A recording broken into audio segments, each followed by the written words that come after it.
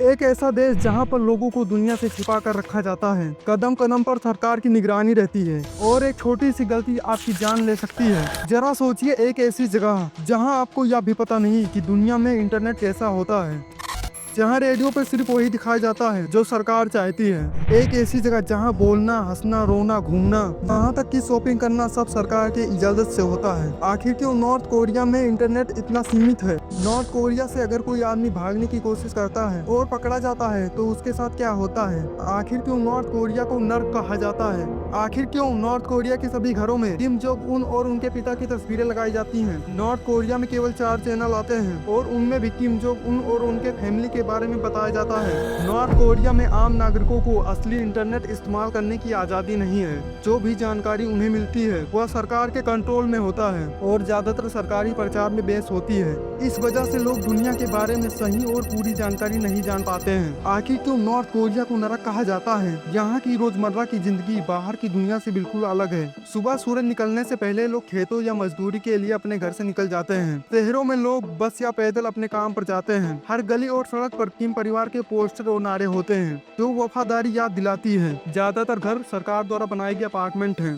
गांव में मिट्टी और लकड़ी के घर होते हैं। बहुत सारे गांव में बिजली ही नहीं आती है। रात को मोमबत्ती जलानी पड़ती है। यहाँ तक कि पानी की सप्लाई भी लिमिटेड है। लोग टंकी या हेडपंप से पानी भरते हैं। आपको कौन से कपड़े पहनने हैं ये आप नहीं, सरकार तय करती है। महिलाओं के लिए ट्रेडिशनल ड्रेस, पुरुषों के लिए साधारण टी शर्ट, जीन्स या अंग्रेजी लोगो वाले टी शर्ट पहनना सख्त मना है। बालों की स्टाइल तक की लिस्ट सरकार ने बनाई है। अब बात करते हैं वहाँ की दुकानें कैसी होती हैं। दुकानें सरकारी स्टोर होती हैं। यहाँ पर पेमेंट स्थानीय बॉन्ड में होता है। विदेशी सामान सिर्फ काले बाजारों में, वो भी बहुत महंगा। सरकारी दुकानों में कभी साबुन नहीं तो कभी तेल नहीं तो कभी चावल नहीं। लोग इनकी कमी के आदी हो चुके हैं। खाने में रोज चावल या मक्का का दलिया, सब्जी और कभी कभार मछली या मांस ज्यादातर त्योहारों पर बनाई जाती है। कई बार लोग जंगल से जंगली पौधे और घास लाते हैं पेट भरने के लिए। आप सोच रहे होंगे कि लोगों को इतना दिक्कत है तो ये लोग यहाँ से भाग क्यों नहीं जाते? इसकी बात वीडियो में आगे करते हैं।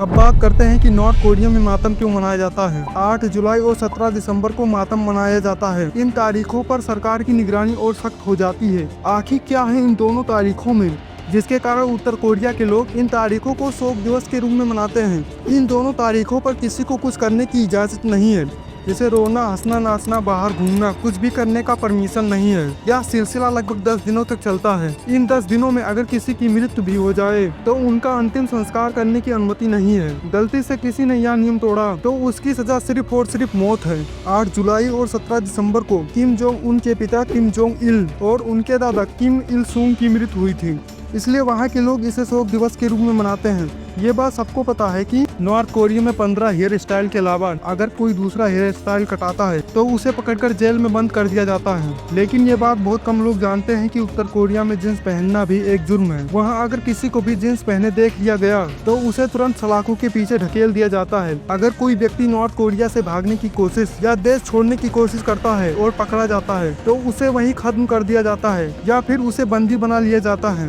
बंदी बनाने के बाद उस पर 3 जनरेशन रूल लागू किया जाता है। 3 जनरेशन रूल का मतलब होता है अगर पिता ने कोई गलती की तो इसकी सजा दादा और बेटे को भी भुगतनी पड़ेगी। साल 2017 में 2 आदमियों को लकड़ी लाने के लिए भेजा जाता है और उन दोनों को यह भी कहा जाता है कि शाम होने से पहले लकड़ियां और भी आ जानी चाहिए। उन्हें ये पता था कि अगर शाम तक लकड़ियां नहीं लाए तो उसे शाम को खाना नहीं मिलेगा और मार अलग से पड़ेगी। इसी डर से वो दोनों जल्दी जल्दी जंगल की ओर बढ़ते हैं। कई घंटे लकड़ियां इकट्ठा करने के बाद दोनों ने ध्यान दिया कि उनके आसपास कई किलोमीटर तक कोई नहीं था। उन दोनों ने भागने का प्लान बनाया और शाम के लगभग 5:16 पर दोनों ने चीन की बॉर्डर की तरफ भागे। कई घंटे भागने के बाद सक्सेसफुली वह दोनों बॉर्डर तक पहुंच जाते हैं। लेकिन जैसे ही उनमें से एक आदमी बॉर्डर पार करने की कोशिश की उसे जोर का करंट लगा और वहीं वो मर गया।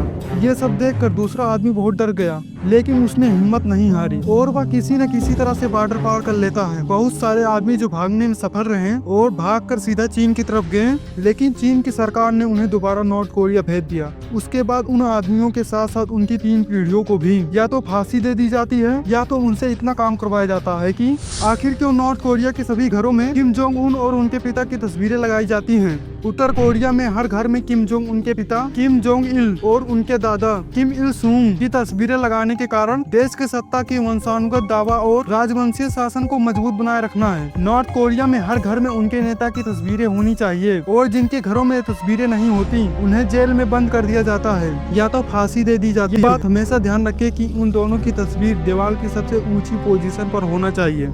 मतलब तस्वीर के ऊपर कोई सर्टिफिकेट, पेंटिंग या डेकोरेशन आइटम लगा दिया तो ये भी क्राइम माना जाता है। Time to time North Korea की पुलिस हर घर में जाकर अच्छे से चेक इन करती है और ये भी देखती है कि तस्वीरें गंदी तो नहीं रखी हुई हैं और कोई धूल मिट्टी नहीं लगी होनी चाहिए। और तो और इन तस्वीरों की सफाई आप अपने घर के किसी भी रैंडम कपड़े से नहीं कर सकते हैं। उत्तर कोरियाई सरकार सभी को एक व्हाइट फैब्रिक देती है जो सिर्फ इन तस्वीरों को साफ करने के लिए यूज किया जाता है। उत्तर कोरिया की रोजमर्रा की जिंदगी एक ऐसी दुनिया जहां आजादी का मतलब भी वही है जो सरकार तय करे। भाई हमारे लिए तो डरावनी हकीकत है लेकिन वहाँ के लोगों के लिए यही नॉर्मल है। अगर आपको ये वीडियो इन्फॉर्मेटिव लगी तो लाइक करें, शेयर करें और चैनल को सब्सक्राइब करना ना भूलें ताकि हम आपके लिए ऐसे ही अनकहे सच लाते रहें। तो दोस्तों वीडियो देखने के लिए धन्यवाद। मैंने एक प्लेलिस्ट बनाया है अंडरवर्ल्ड माफिया के ऊपर, तो इस वीडियो के डिस्क्रिप्शन में मैं लिंक दे दूंगा, आप जाकर देख लीजिए।